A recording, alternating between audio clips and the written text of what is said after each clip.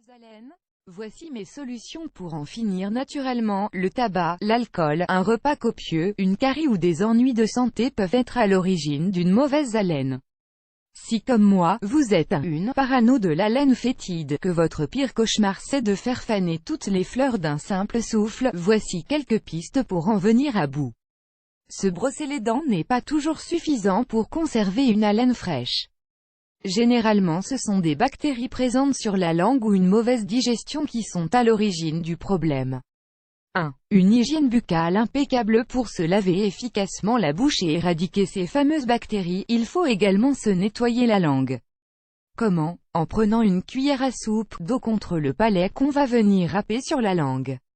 Vous pouvez répéter l'opération plusieurs fois en prenant soin de bien rincer la cuillère à chaque passage.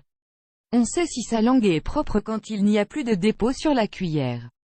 Ensuite, vous pouvez vous concocter un bain de bouche maison avec du persil frais. Dans environ 10 centilitres d'eau bouillante, l'équivalent d'un verre à moutarde, faites infuser une poignée de persil frais.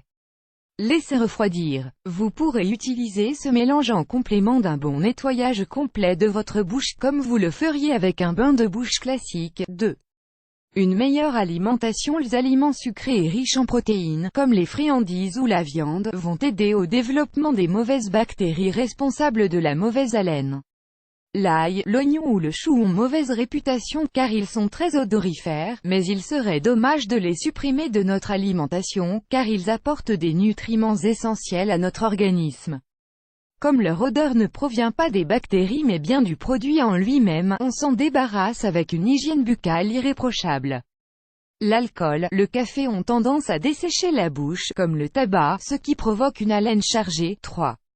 Faciliter la digestion. Un repas très copieux ou simplement une gêne passagère peuvent également être la source d'une haleine désagréable. Un thé vert à la menthe pour faciliter la digestion ou un jus de carotte sont de bonnes solutions naturelles et efficaces. Le coriandre, le thym, le laurier sauce ou le cumin sont également excellentes. Pensez à parfumer vos plats avec. Si vous n'avez pas de persil chez vous, vous pouvez croquer un clou de girofle ou des graines d'anis, ou même sucer un bâton de cannelle. Toutes ces épices ont des vertus antibactériennes redoutables contre la mauvaise haleine. Connaissez-vous d'autres remèdes contre la mauvaise haleine?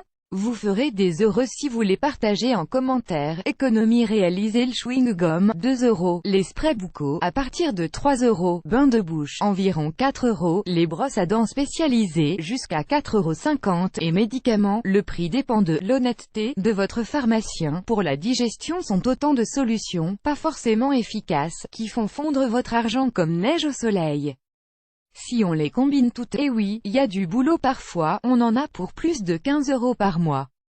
Certes ce n'est pas énorme, mais chez Comment économiser on aime faire attention à toutes nos dépenses. Vous aimez cette astuce, partagez-la avec vos amis sur Facebook. À découvrir aussi, l'astuce d'un dentiste pour blanchir les dents rapidement.